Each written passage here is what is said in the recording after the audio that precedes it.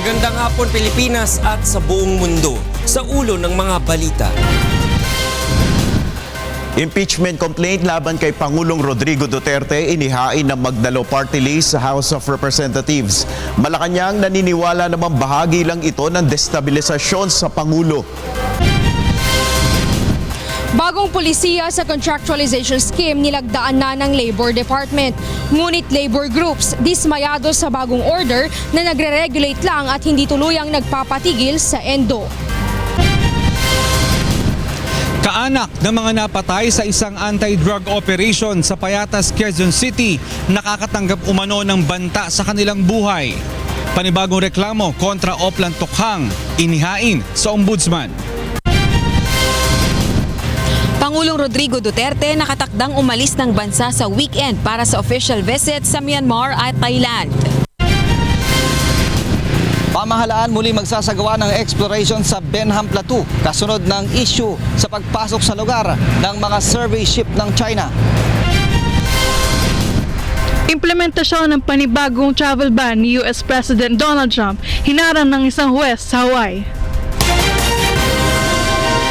Una sa ating mga balita ngayong hapon, naghain na ng impeachment complaint laban kay Pangulong Rodrigo Roa Duterte si Magdalo Party List Representative Gary Alejano sa House of Representatives. Kabilang sa binabanggit niyang grounds for impeachment ang umano'y pagpatay ng Davao Death Squad o DDS at ang sinasabing secret arrangement ng Pangulo sa China kaugnay ng pagpasok ng mga barko nito sa Benham Rise.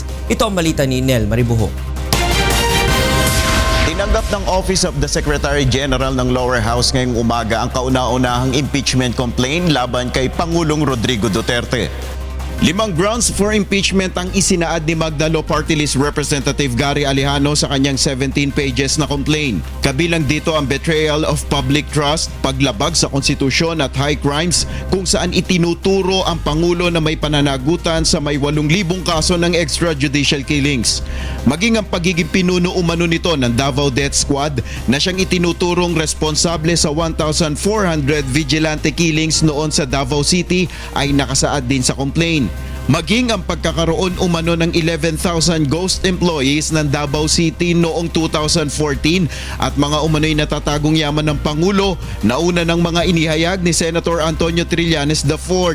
Ayon kay Representative Alejano, impeachable offense rin ang umano'y naging lihim na kasunduan sa China ni Pangulong Duterte. Sa pagkakaroon niya ng secret arrangement with China na hindi alam po ng taong bayan, hindi po alam ng kahit ng kanyang gabinete kung ano bang arrangement ang pinasok niya, considering the fact that we have a conflict of interest and competing claims sa West Philippine Sea. At ngayon po, narinig ho natin ay ang paghimasok ng China sa Benham Rise. Sinabi naman ni House Majority Leader Rodolfo Pariñas na ang mga aligasyong ito ay base lamang sa sabi-sabi, nakita lamang sa mga pahayagan at mga kwento ni Senator Trillanes. Nagawa rin umano ang mga aligasyon na ito noong mayor o vice mayor pa si Pangulong Duterte na hindi maaaring gamitin sa impeachment complaint. Hindi naman naniniwala si House Speaker Pantaleon Alvarez na uusad ng impeachment dahil puro kathang isip lamang ang basihan ng reklamo.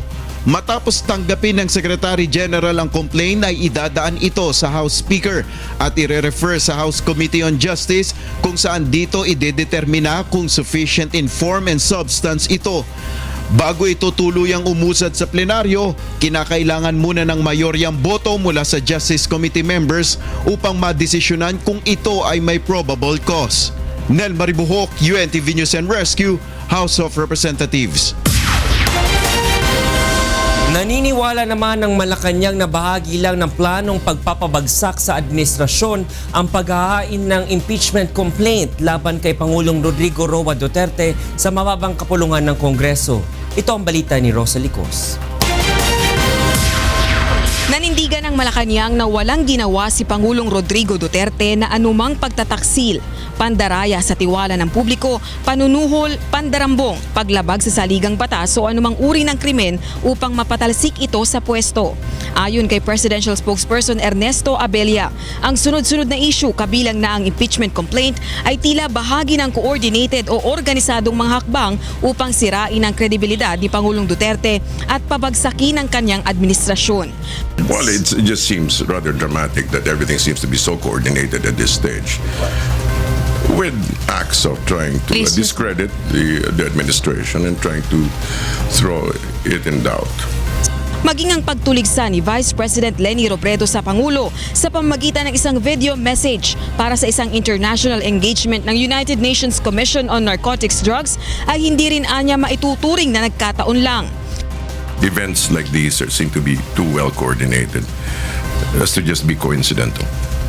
Itinanggi naman ni Magdalo Party List Representative Gary Alejano na bahagi lamang ng planong destabilisasyon sa Duterte admin ang pagsasampa niya ng reklamong impeachment. Dapat maliwanag ho tayo dyan. Pag ikaw ba ay nag-criticize sa mga pulisiya at actuations ng gobyerno, yan ba ay destabilization? Samantala, hindi naman nababahala ang Malacanang sa mga pangyayaring ito at bagkus nanawagan sa publiko na mag-focus na lamang sa nation building at huwag magpaapekto sa pag-iingay ng oposisyon. There's so much noise coming from the outside circles, and it just shows a sign of, the sign of lack of unity and stuff like that. But it would all help us if we just bear the brunt together. I think we should just grow up. Naniniwala si Presidential Spokesperson Abella na hahayaan lamang ni Pangulong Duterte na magdesisyong pansarili ang mga kaalyado ng punong ehekutibo sa Kongreso at wala itong balak na manipulahin ang mga desisyon nito hinggil sa impeachment complaint. Rosa Licoz, UNTV News and Rescue, Malacanang. Hinikayat naman ng ilang mga senador ang dalawang kapulungan ng Kongreso na igalang ang proseso ng pagdaraanan ng impeachment complaint na inihain laban kay Pangulong Rodrigo Roa Duterte. Ito ang balita ni Joyce Balancio. Umaasa ang ilang senador na magiging patas ang Kamara sa pagdinig ng impeachment complaint na inihain na Magdalo Party List laban kay Pangulong Rodrigo Duterte. Ayon kay Senator Risa Hontiveros, dapat ipakita ng lower house na sa kabila ng mga kumukwestiyon sa independence ng Kamara, kasunod ng pagtatanggal ng committee leadership sa mga bumoto kontra death penalty, ay kaya nilang maging makatwiran sa pagtingin sa merito ng impeachment complaint. I am hoping na ano pa man ang nangyari na sa House of Representatives, both good and not good, tulad dito sa Senado, I am hoping na they will rise to the challenge ng yung tinatanong nyo, fair na paghusga sa merito ng impeachment complaint, at aasahan ko yung kanila ring maayos na aksyon sa prosesong iyan. Umaasa rin si Hontiveros na magpapakita rin ng pagiging patas si House Speaker Pantaleon Alvarez kahit pa sinabi niyang stupidity ang reklamo laban sa Pangulo.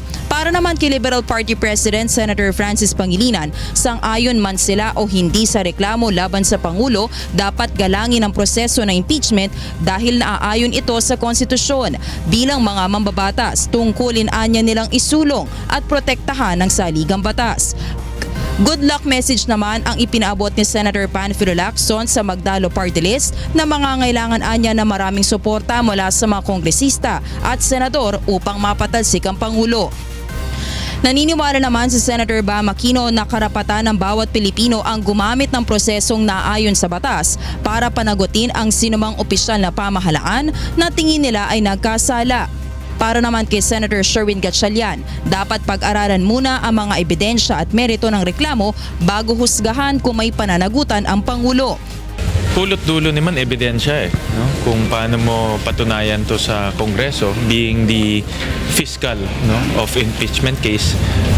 What happens here, yung Kongreso titignan yung mga ebidensya, titignan yung complaint at titignan kung merong basis yung complaint. Naniniwala naman si Senator Joseph Victor Ejercito na wala sa tamang panahon ng impeachment. Aniya, paano uusad ang bansa kung may ouster move katulad dito? Bilang bahagi naman ng Magdalo Party List, sinusuportahan ni Senator Antonio Trillanes IV ang paghahain nila Congressman Gary Alejano ng reklamo at sinabing ito na ang huling venue para harapin ng Pangulo ang mga aligasyon laban sa kanya. Joyce Balancio, UNTV News and Rescue, Senate of the Philippines.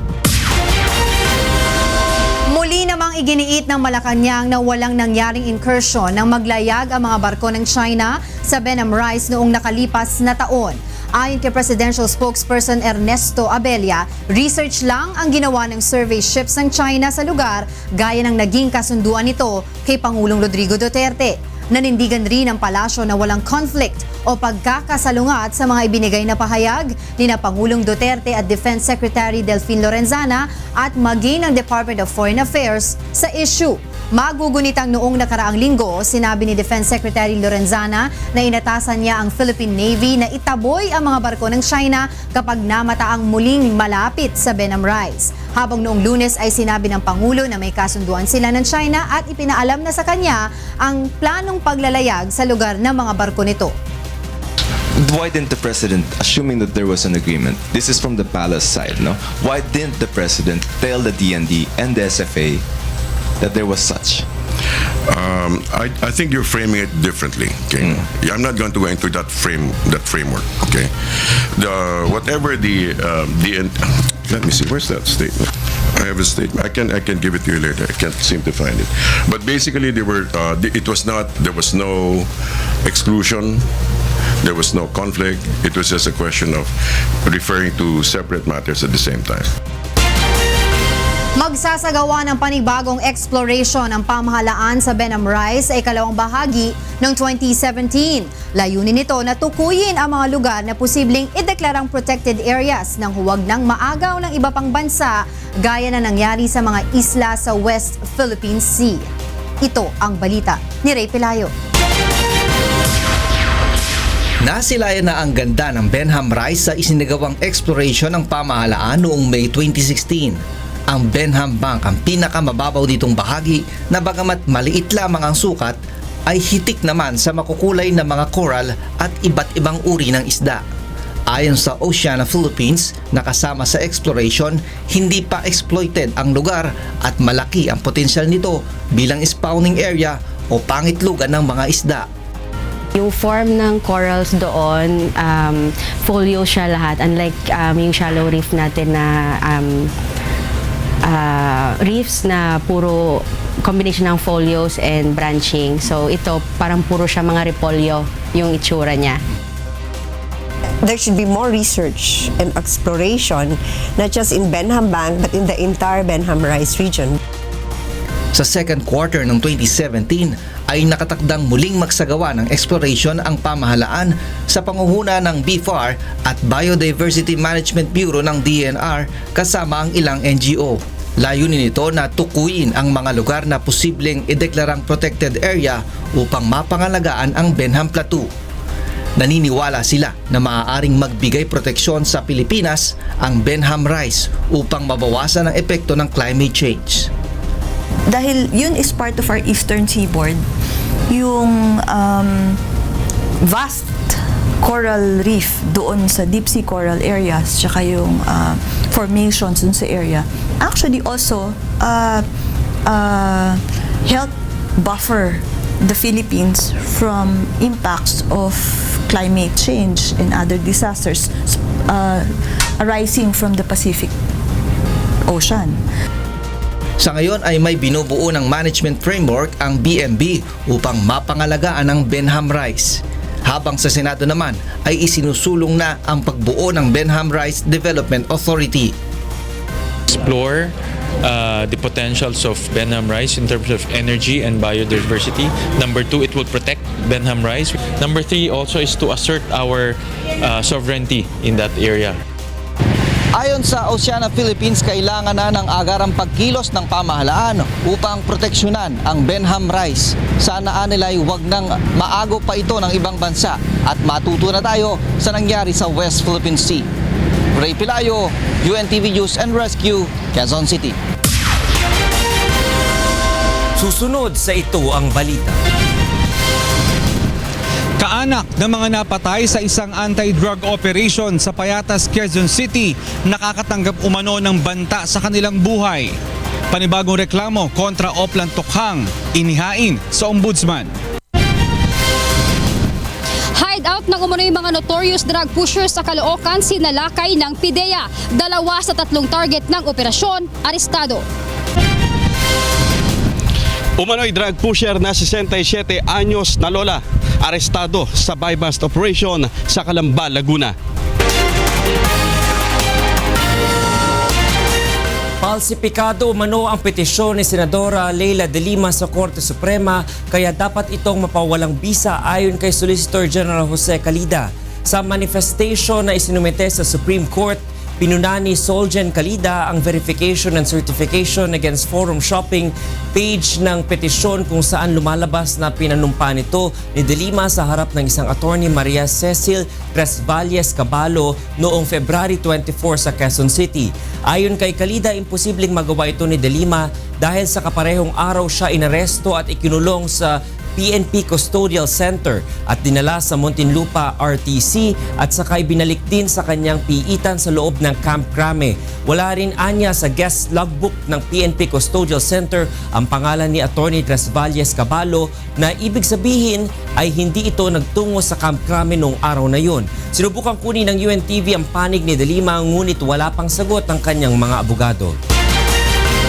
Sa ibang balita, inadapt na ng Senado ang joint report ng Committee on Public Order and Dangerous Drugs at Justice and Human Rights tungkol sa pagpaslang kay Albuera Leyte Mayor Rolando Espinosa Sr. sa loob ng Baybay Leyte Sub-Provincial Jail noong November 5, 2016. Sa huling plenary session kahapon ng Senado, walang tumuto sa pag-a-adapt ng report na nagsasabing premeditated o planado ang naging operasyon ng PNP-CIDG Region 8 laban kay Espinosa. Kabilang sa mga nakapaloob na rekomendasyon sa committee report ay ang pagpapalakas sa PNP Internal Affairs Service Unit na nag-iimbestiga sa mga kaso ng mga pulis. Inirekomenda ring pabilisin ng Department of Justice ang pagresolba sa mga reklamong inihain laban sa mga pulis na sangkot sa krimen. Hinihikayat rin ng Senado si Pangulong Rodrigo Roa Duterte na huwag nang makialam sa PNP at bigyan ng otoridad ang kanyang mga appointee na magkaroon ng sariling desisyon at diskarte. Sa ibang balita, naghain ng reklamo sa Office of the Ombudsman ang 3 pang kaanak na mga nasawi sa isang police anti-drug operation sa Payatas, Quezon City noong 2016. Inihayag rin ng mga ito na may natatanggap silang banta sa kanilang buhay na posible umanong may kinalaman sa sinampa nilang reklamo. Ito ang balita ni Monok Sod. Frustrated murder, multiple murder, robbery, planting of drugs and firearms at administratibo ang isinampang reklamo sa Office of the Ombudsman ng 3 pang kaanak na mga napatay sa isinagawang anti-drug operation ng Quezon City Police sa Payatas noong August 21, 2016. Kabilang sa mga inrereklamo ay sina Senior Inspector Emil Garcia, PO3 Alan Formilieza, PO1 James Agaraw at PO1 Melchor Navisaga. Kasama rin dito ay ang mga informant na sina Lea Barcelona, Mary Joy Ralo, Lori Barcelona at Richard Andan alias Manok. Ito rin ang mga pulis at mga personalidad na inireklamo ni Efren Murillo na siyang nag-iisang survivor sa naturang insidente. Ayon sa abogado ng mga kaanak, nakaranas ng pananakot ang ilan sa mga ito matapos umanong may magtapon ng bangkay malapit sa kanilang bahay. Ngunit hindi napahadlang ang mga ito sa paghahain ng reklamo. Mensahe yun sa kanila para wag silang magsalita at manahimik silang muli. Sa mga may gawa no, na gusto silang takutin, ingat-ingat din sila dahil patong-patong na naman na kaso ang ating isasampa laban sa kanila kung hindi sila magtigil sa pananakot sa ating mga kliyente. Ang ibinigay ng Court of Appeals na permanent protection order lamang ang pinangahawakan ng mga kaanak ng mga biktima na proteksyon laban sa banta sa kanilang mga buhay. Sa bisa na naturang kautusan, hindi maaring lumapit ang mga inireklamong pulis sa mga kaanak ng mga biktima ng may 1 kilometrong radius. Hiling ng mga kaanak ay mabigyan ng hustisya ang sinapit ng kanilang mga mahal sa buhay sa nasabing police operation. Paano masabi mo ng laban nakapusas? Sabi sila ng totoo, ayusin nila, hindi sila manmatay. Hindi po ako against sa mga drug on wars na sinasabi nyo. Gusto ko ngang mapatigil yung mga pagsugpuin yung mga droga, pero dapat sa tamang proseso. na humihingi na nga sa kanila na huwag silang patayin, kulungin na lang. Bakit niratrat pa nila ng pagpatay? Ayon sa abogado ng mga kaanak, maaaring masundan pa ang paghahain nila ng reklamo laban sa Oplan Tokhang, lalo't marami na ang lumalapit sa kanila para ibahagi ang naranasang pang-aabuso umano ng mga pulis. Una nang hiniling ng pamunuan ng pambansang pulisya sa publiko na isuplong sa kanila ang mga pulis na umano'y nang-aabuso sa kanilang kapangyarihan upang agad maaksyonan. Mon Hokson, UNTV News and Rescue, Office of the Ombudsman. Uumpisahan na ng Philippine National Police Counterintelligence Task Force ang operasyon sa Luzon. Ang CITF ay ang grupong binuo ni PNP Chief Ronald Bato de la Rosa noong Pebrero upang magbantay at humuli sa mga tiwaling pulis. Ito ang balita ni Lea Ilagan. Binubuo na ng Counterintelligence Task Force o CITF ang kanilang subgroup sa Luzon. Ito'y matapos na makumpleto ang kailangang 100 mga tauhan dito sa National Headquarters na siyang nagsasagawa ng assessment at operasyon laban sa mga tiwaling pulis sa National Capital Region. Ayon kay CITF spokesperson Police Chief Inspector Jewel Nicanor, magiging malaking tulong sa isinasagawa nilang operasyon ang pagkakaroon ng subgroup sa mga rehiyon upang matutukan laban sa mga tiwaling pulis sa mga lalawigan. Filled up na po yung personnel natin together with the staff personnel. So yung bubuuin pa po natin is yung Luzon, Visayas, and Mindanao. Sa ngayon, aniya, ay sa mga regional directors nila ipinapasa ang mga reklamo at sumbong na natatanggap nila laban sa mga pulis na nakatalaga sa mga lalawigan. Subalit kung mabubuo aniya ang subgroup sa Luzon, Visayas at Mindanao ay may tututok na sa mga reklamo. Kung 100 tauhan ang bumubuo sa CITF dito sa National Headquarters, 9 na po naman ang kakailanganin nila para sa Luzon, 6 na po sa Visayas at 4 na po sa Mindanao. Meron po tayong investigators, meron tayong intel officers, intel operatives. We also have the tactical team which is composed of the staff personnel po. Then meron din po tayong mga legal officers po to support every operation to give legal advice. Ang Luzon subgroup ay inaasahang makukumpleto sa buwan ng Mayo at agad nilang uumpisahang buuin ang Visayas pagkatapos nito. Lea Ilagan, UNTV News and Rescue, Camp Crame. Hindi na ikinagulat ng Partido Liberal ang desisyon ng liderato ng Kamara na tanggalan ng posisyon at hawak na komite ang mga kongresistang bumoto kontra sa death penalty reimposition bill. Sa isang official statement, nagpahayag ng pagkadismaya ang Liberal Party sa tila pagpigil ng House leadership sa mga mambabatas sa maghayag ng kanilang argumento laban sa kontrobersyal na panukala. Ayon sa LP, hindi dapat parusahan o tanggalan ng komite ang mga mambabatas na tutol sa mga panukalang isinusulong ng administrasyon. Naniniwala ang LP na ang ganitong mga hakbang ay nagpapahina sa demokrasya at nagreresulta sa hindi pagkakaisa ng bansa. Sa kabila nito, tiniyak naman ng partido na patuloy nilang isusulong ang mahalagang panukalang batas na tiyak pakikinabangan ng publiko.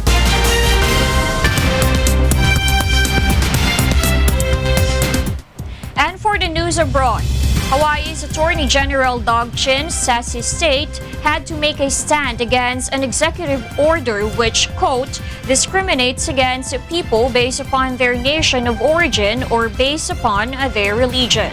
Ruth De Mesa reports. A U.S. federal judge in Hawaii dealt another legal blow to President Donald Trump on Wednesday, issuing an emergency halt to his revised travel ban. This is just hours before it was set to go into effect early on Thursday. U.S. District Judge Derek Watson put out an emergency stop on Trump's executive order, which aimed to temporarily bar entry to the United States of most refugees as well as travelers from 6 Muslim-majority countries. The state of Hawaii showed a strong likelihood of success in its claims that the order violates the establishment clause of the U.S. Constitution, which prevents religious discrimination.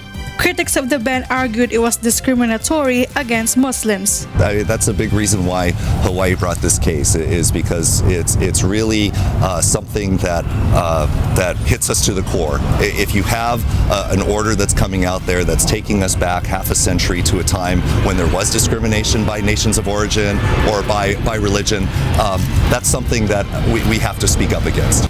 Trump calls the ruling to block his revised immigration ban judicial overreach. This is, in the opinion of many, an unprecedented judicial overreach. The law and the Constitution give the president the power to suspend immigration when he deems, or she, fortunately it will not be Hillary she. The Republican president has said the policy is critical for national security. The case was one of several that were moving through U.S. courts on Wednesday, brought by state's attorney general and immigrant advocacy groups trying to stop the ban. Ruth De Mesa, UNTV News and Rescue, USA. Still in the U.S., 2 police officers were shot in Detroit on Wednesday while they were investigating drug activity on the city's west side, where a suspect was later taken into custody after an hour-long manhunt. A police officer said the 2 unidentified officers were in critical condition in hospital after they were wounded when they approached a suspect who pulled out a gun and opened fire before fleeing on foot. Authorities identified the suspect as Raymond Durham through a piece of identification that he handed to the 2 officers before shooting them. Police are still investigating the possible motive for the shooting. In other news, Honduras transferred more than 750 suspected gang members to a new maximum security prison on Wednesday, amidst reports that execution and extortion orders were being sent out from behind bars in their previous jail.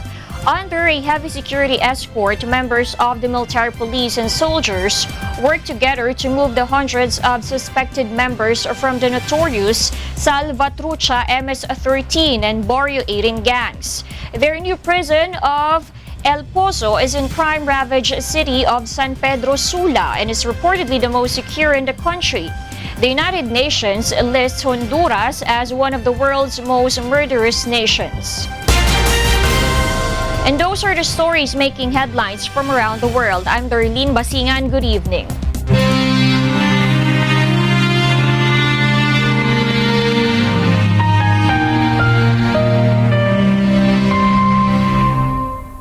Dalawang 2,670 araw na po ang nakalipas mula nang maganap ang malagim na Maguindanao Massacre. Ngunit hanggang ngayon ay naghahanap pa rin tayo ng katarungan sa mga biktima ng malagim na krimen. At sa tila madilim na hinaharap ng kaso, hindi po bibitiw ang UNTV sa labang ito hanggang makamit ang katarungan, hindi lamang para sa aming 4 na kasamahan, kundi sa lahat ng mga biktima ng karumaldumal na pamamaslang. Susunod sa ito ang balita.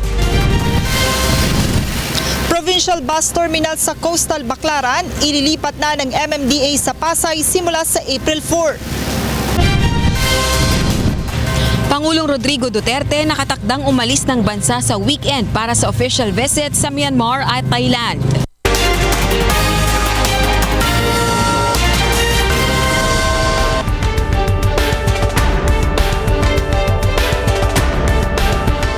Inilahad ng bagong talagang Acting Secretary of Foreign Affairs na si Enrique Manalo ang mga urgent interest ng bansa na dapat tutukan ng Department of Foreign Affairs o DFA.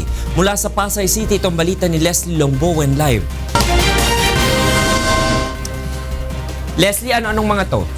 Yes, Attorney Reg, humarap na nga sa media sa unang pagkakataon si Foreign Affairs Acting Secretary Enrique Manalo kanina at tinalakay niya dito ang ilan sa mga prioridad ng kagawaran sa ilalim ng kanyang pamamahala. Inisa-isa ni Manalo ang mga itinuturing niyang urgent interests ng bansa kung saan una na rito ang epektibong pamamahala ng teritoryo nito. Bukod dito, mahalaga rin aniyang paigtingin ang seguridad sa mga kritikal na infrastruktura ng bansa, kabilang na ang transportasyon, power, banking at military mula sa mga panlabas na panganib sa panahon ng digital age. Dapat rin aniyang masiguro ang kapakanan ng mga Pilipino sa loob at labas ng bansa at matugunan ang pangangailangan ng mga overseas Filipino workers. Dagdag pa ni Manalo, kinakailangan ring palakasin ang kapasidad ng bansa sa pamamagitan ng edukasyon at teknolohiya na makatutulong upang makalikha pa ng mas maraming trabaho sa bansa. Tinalakay rin ni Manalo ang kahalagahan ng pagpapanatili ng maayos na relasyon sa iba't ibang mga bansa. Nang tanungin naman sa issue ng pagpayag ni Pangulong Rodrigo Duterte na magsagawa ng research ang China sa Benham Rice, No, I don't know how accurate it is. I just read about that in the papers. What I am definitely sure, as I just mentioned, is that, first of all, China has reaffirmed that the Philippines has sovereign rights over the Benham Rice area. I think their official spokesman said this, and that the president has, in fact, given instructions for patrols in the Benham Rice area. At yan muna ang latest mula dito sa Pasay City, Attorney Reg. Maraming salamat, Leslie Longbo ay nagulat ng live mula sa DFA sa Pasay City. Sa ibang balita, posibleng pirmahan na ni Pangulong Rodrigo Roa Duterte ang Executive Order o EO para sa nationwide smoking ban. Positibo naman ang Department of Health o DOH na agad nila itong maipatutupad dahil nakahanda na ang implementing rules and regulations para rito. Ito ang balita ni Aiko Miguel. Handang-handa na ang Department of Health sa pagpapatupad ng nationwide smoking ban na inaasahang lalagdaan ni Pangulong Rodrigo Duterte anumang araw. Ayon kay Health Secretary Pauline Obial, mayroon ng nabuong implementing rules and regulations kaya't agad itong ipapa-implement. We're positive that it will come out anytime soon, within the week. After 15 days of publication of the IRR, it will be implemented. Ilang probisyon na rin anya ang ginawa ng legal team sa EO upang matiyak na aakma ito sa Republic Act 9211 o ang Tobacco Regulations Act ng Pilipinas. The executive order has been given to the President on March 7. We had a cabinet meeting on March 6. I tried to follow up last Monday and it's still with the Office of the President and undergoing final revisions. Ayon sa Department of Health, ang ordinansang ito ay pagprotekta sa kalusugan ng mga non-smokers sa Pilipinas at iparating ang mensahe sa mga naninigarilyo na maging sila ay biktima dahil sa mga sakit na maaaring idulot ng sigarilyo kapag hindi nila tuluyang itigil ang paggamit nito. Matatandaan ang mandato ng Pangulo ay alinsunod din ng EO sa ipinatupad na ordinansa sa Davao City noong siya ay alkalde pa lang ng 100% smoke-free environment sa mga pampublikong lugar. Aiko Miguel, UNTV News and Rescue, Department of Health. Simula sa Abril ay ililipat na ng Metropolitan Manila Development Authority o MMDA ang Southwest Integrated Provincial Transport Terminal sa Coastal Baclaran sa bago nitong lokasyon sa HK Sun Plaza sa Pasay City. Ito ang balita ni Joanano. Ililipat na ng Metropolitan Manila Development Authority sa bagong lokasyon ang Southwest Integrated Provincial Transport Terminal na kasalukuyang nasa Coastal Baclaran, Parañaque City. Simula sa April 4, 2017, sa HK Sun Plaza na ito matatagpuan sa May Macapagal Boulevard at tatagos ng Roas Boulevard, Buendia at EDSA. Sakop nito ang lahat ng mga bus na may biyaheng Cavite at Batangas, gayon din ang mga city buses na nagsasakay ng mga pasahero sa naturang terminal. Sa susunod na buwan, matatapos na ang lease contract ng MMDA sa naturang bus terminal sa Baclaran. Kaya naman nagdesisyon sila na ilipat na ito sa bagong pwesto kung saan mas makatitipid nila sa gastos ang gobyerno.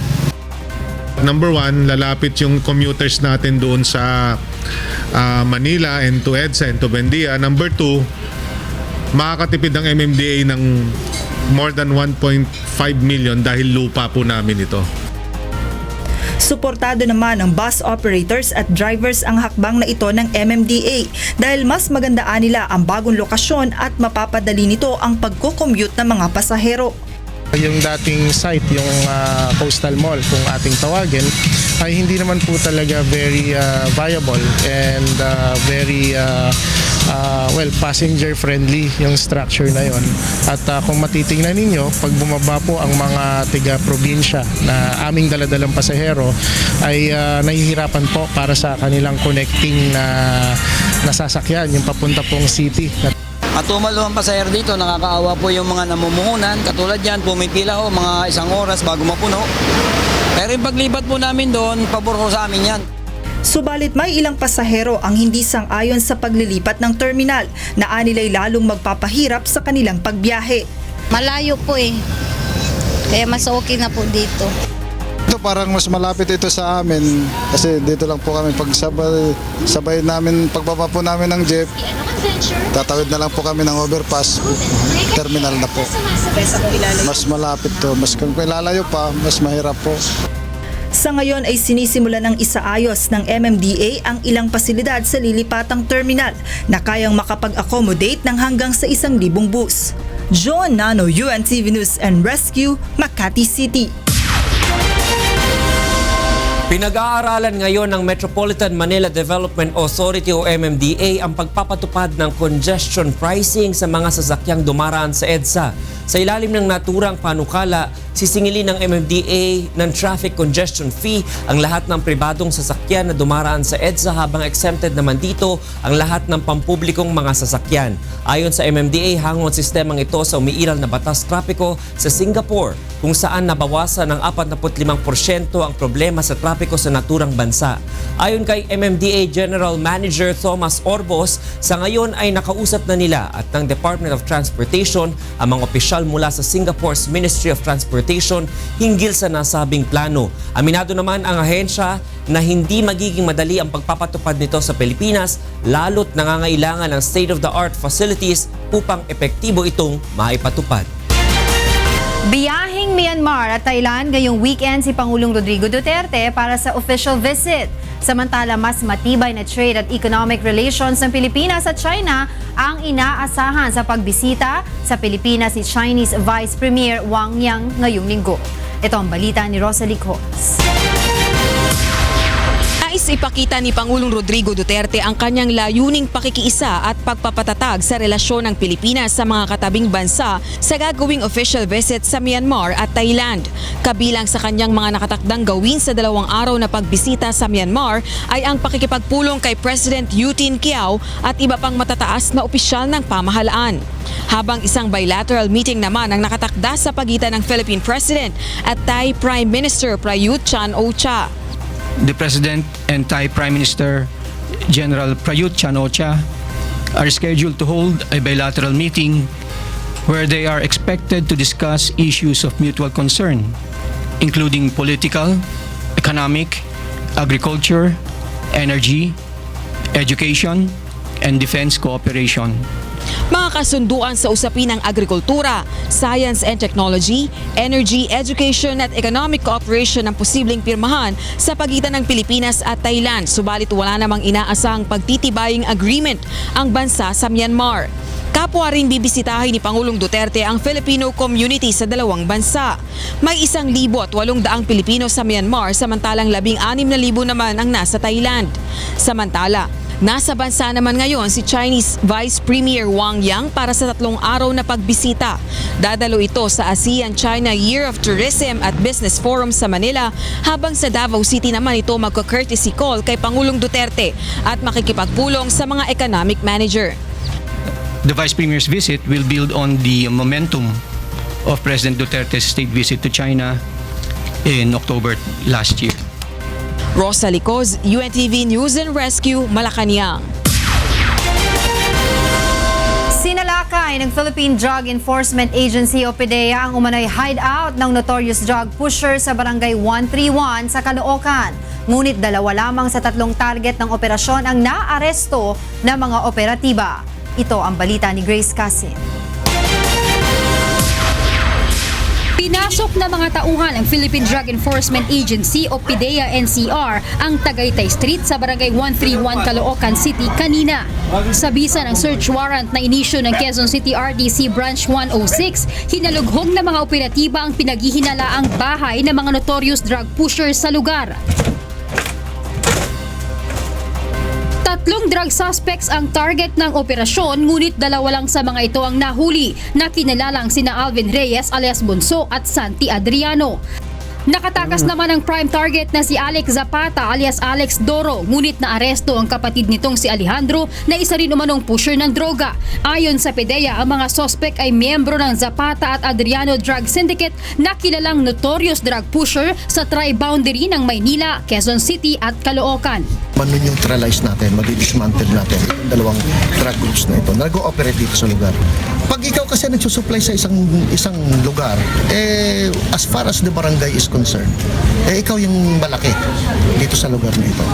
Masusing minanmana ng mga tauhan ng PDEA ang mga target at nakunan pa nila ng video ang mga ito habang gumagamit umano ng iligal na droga. Itinanggi naman ng isa sa mga target ang aligasyon. Tinatanggi mo ba? Opo. Sa akin? Hindi naman po kasi totoo. Yan. Paano mo ako battery? Ba't na yata? Natutulog po ako yung inuwan nila ako yun. Na-recover naman sa bahay ng nakatakas na suspect ang 36 na pakete ng hinihinalang shabu at mga drug paraphernalia. Maliban sa 3 target, 13 drug suspects pa ang nahuli ng mga otoridad sa isang bahagi ng Manila North Cemetery na umano'y ginagawang drug den. Kasi may mga anak ako, may apo ako. Takot po ako sa drugs na dahil kasi nga po, sabi nila ba, mapatay ba? Siyempre ako po, nililigtas ko yung sarili ko sa ganyan drugs. Kaya hindi na ako gumagamit. Ang mga naaresto ay naharap ngayon sa kasong paglabag sa Comprehensive Dangerous Drugs Act of 2002. Grace Casin, UNTV News and Rescue, Caloocan City. Nilagdaan na ng Department of Labor and Employment ang bagong polisiya sa pagpapatupad ng contractualization scheme. Tinututulan naman ng labor groups ang bagong order na layon lamang i-regulate at hindi wakasan ang endo scheme. Ito ang balita ni Aiko Miguel. Masihigpitan na ngayon ng Department of Labor and Employment ang patakaran pagdating sa pagkuha ng mga manggagawa at empleyado sa bansa sa pamamagitan ng Department Order No. 174 na nilagdaan kanina ni Labor Secretary Silvestre Bello III. Ito ay bunga ng 9 na buwang konsultasyon, dialogo at pagpupulong sa pagitan ng Department of Labor and Employment, labor groups at mga employers sa bansa. Nilinaw naman ng kalihim na base sa Labor Code, wala sa kanyang diskresyon ang tuluyang pagpigil sa lahat ng uri ng kontraktualisasyon at fixed-term employment sa bansa, maliban na lang kung aamyendahan ang batas. Under the law, I can regulate contractual and subcontractual arrangement. But I can also prohibit labor-only contracting. Pero yung mga legitimate contracting and subcontracting, I cannot prohibit. That is for Congress to prohibit. Dismayado naman ang mga grupo ng manggagawang Pilipino dahil hindi talaga tuluyang nawakasan ang problema nila sa kontraktualisasyon. We'll try to seek audience again with the President and tell him, hey, this is not your campaign promise. Hey, this is not your instruction. Why the gall of the present leadership of the Department of Labor contradicting or contravening the instructions made by the President? Yung sinasabi ng ating Pangulo na ayaw niya ng endo, ayaw niya ng contractualization, what he was referring to is yung illegal and unlawful contractual arrangement. So, still in line with the President's marching orders. Ilan sa mga prohibition na nakapaloob sa bagong DO ay ang labor-only contracting, contracting out of job or work through an in-house agency, repeated hiring by the contractor or subcontractor of employees under an employment contract of short duration o ang pag-hire ng isang manggagawa sa loob lamang ng ilang buwan o ang endo. Agaran din ang pagpapatupad ng DOLE sa bagong department order at paiigtingin ang pag-inspeksyon sa mga kumpanya at business establishment sa bansa upang masiguro ng kagawaran na maibigay ang nararapat na pribilehyo at benepisyo sa mga manggagawang Pilipino. aabot ng mga close to 630,000 plus na mga manggagawa. Hindi pa kasama dito yung 1.3 million na mga non-regulars na mga manggagawa under the bilateral arrangement.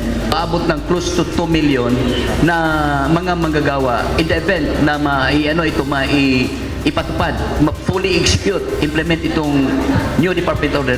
Aiko Miguel, UNTV News and Rescue, Manila.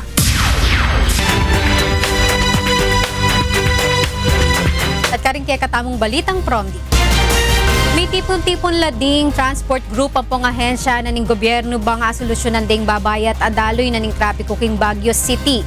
5 transport grouping mintanan din aba king Gewarang Transportation and Traffic Summit king Baguio Convention Center. Kaya be karing suhestyon ing pamaglagi king multi-level parking karing tourist spots kalupanan ning Burnham Park, Mines View, Wright Park, ampong Botanical Garden.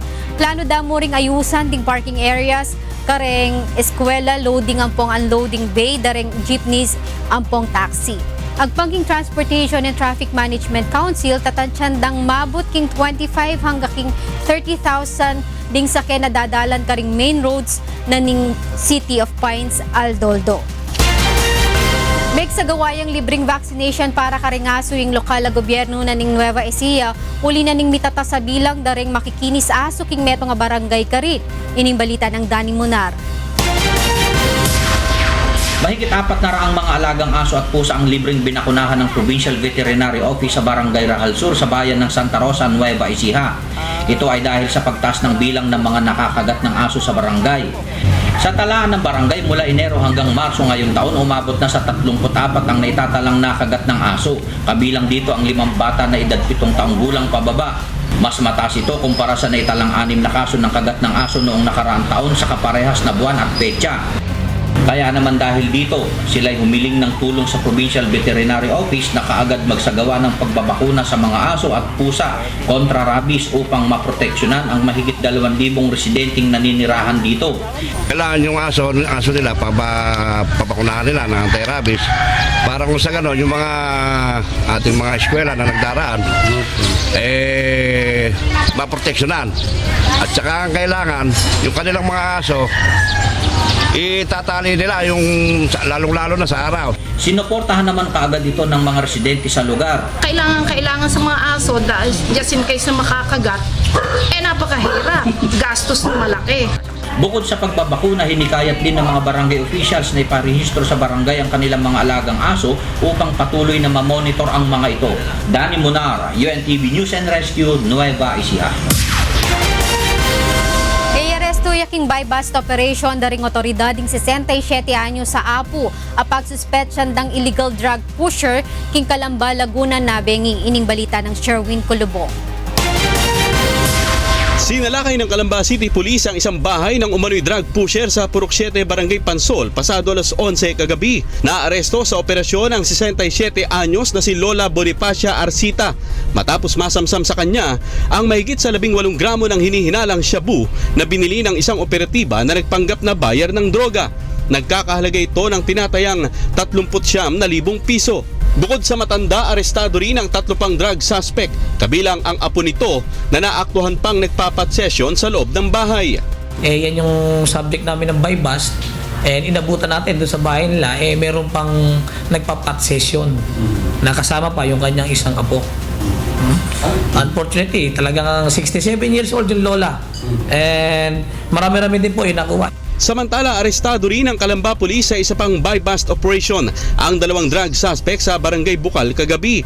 Nakumpiska sa mga suspect ang mahigit 24 na gramo ng hinihinalang shabu, isang automatic na Ingram na baril at isang magazine ng 9mm na baril na puno ng mga bala.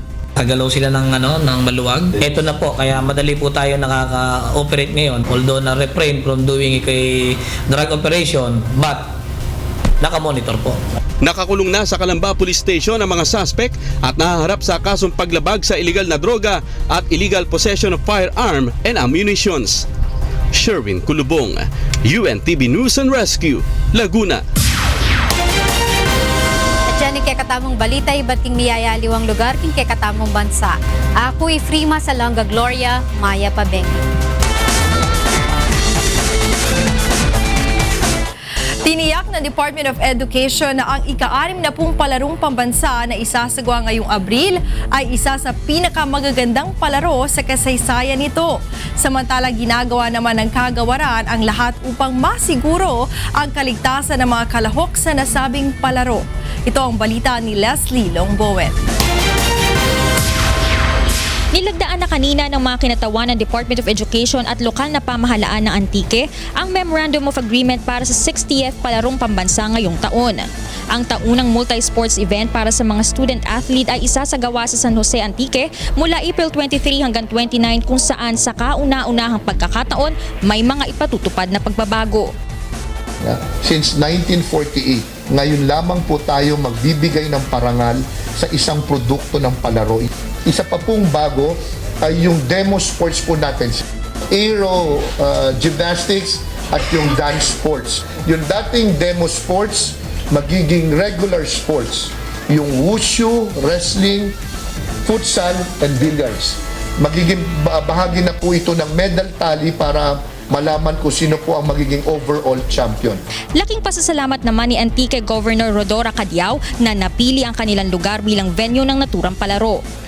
Ang Palarong Pambansa broke their tradition by giving it to a practically small and unknown province such as Antique.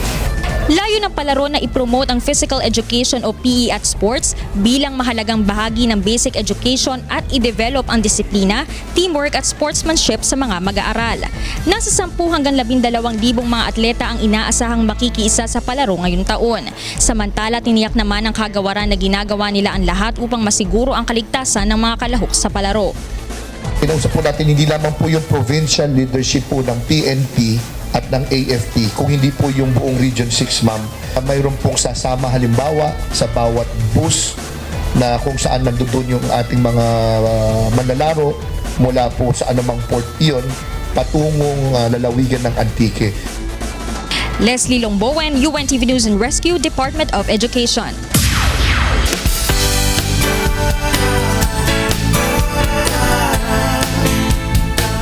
Mahigit 800 taga-Paumbong Bulacan ang napaglingkuran sa libreng medical at dental mission ng UNTV at members Church of God International. Ito ang balita ni Nestor Torres. Isang taon nang pabalik-balik ang pananakit ng mga ngipin ng 35 anyos na si Maria Belen Sakdalan. Dahil sa kakulangan sa panggastos sa pang-araw-araw na pamumuhay, hindi na niya magawang makapagpakonsulta sa dentista. Kaya nang mabalitaan ang libreng medical at dental mission ng UNTV at Members Church of God International sa Barangay Malumot, Paumbong, Bulacan, hindi na siya nagpatumpik-tumpik pa. Mahigit kalahating oras siyang naglakad patungo sa Barangay Malumot mula sa kanilang bahay sa San Jose. Kumikirot po, tapos papabalik-balik siya. Dahil po sa sira na siya, madalas siya sumakit. Kaya po nung nalaman ko may dental mission po, pumunta po ako kahit na nasa kabilang barangay. Salamat po at mabubunutan kami ng ngipin na kagaya kong mahirap. Laking tuwa naman ni Mang Alvin Espirito, isang traffic law enforcer, nang mabigyan siya ng libreng salamin sa mata. Bukod pa rito, naipa-check up din niya sa doktor ang kanyang ubo at sipon.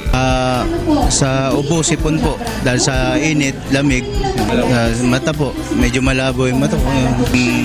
Medical mission po, pasalamat po kay Brad Eli, kay Brad Daniel. Hindi po dahil sa kanila, hindi kami ma-check up. Maraming nahihirap na matutulungan din po. Umabot sa mahigit 800 Bulakenyo ang napaglingkuran sa iba't ibang medical services at natulungan sa problemang legal.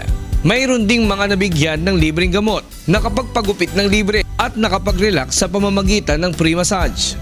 Mahalaga po dahil po hindi kayang suportahan ng barangay kayo mga nagkakasakit dito dahil isa sa pinakamaliit na barangay itong barangay ko. Marami pang mahihirap dito na talagang sa pagkain lang kapos pa sila kaya hindi sila makabili, hindi sila makapagpatingin sa mga doktor. Maraming salamat po Brad Eli, Brad Daniel sa binigay niyong pagkakataon sa aking mga kabarangay na magkaroon ng ganitong serbisyo publiko para sa aking mga kabarangay. Umaasa naman ang mga residente sa Barangay Malumot na masusundan pa ang pagsasagawa ng medical mission ng UNTV at MCGI sa kanilang lugar. Nestor Torres para sa Serbisyong Kasangbahay. At yan ang ating balita sa sports at public service ngayong gabi. Ako po si Talia Javier. Balik sa inyo, Angela and Antonio Rech. Maraming salamat sa iyo, Talia, at yan ang naging kabuuan ng ating balitaan ngayong gabi. Aming inilahad na buong katapatan kung paano namin nasaksihan. Kayo po'y makapagtitiwala ng aming nakita at narinig ang aming ibinabalita. Magandang gabi.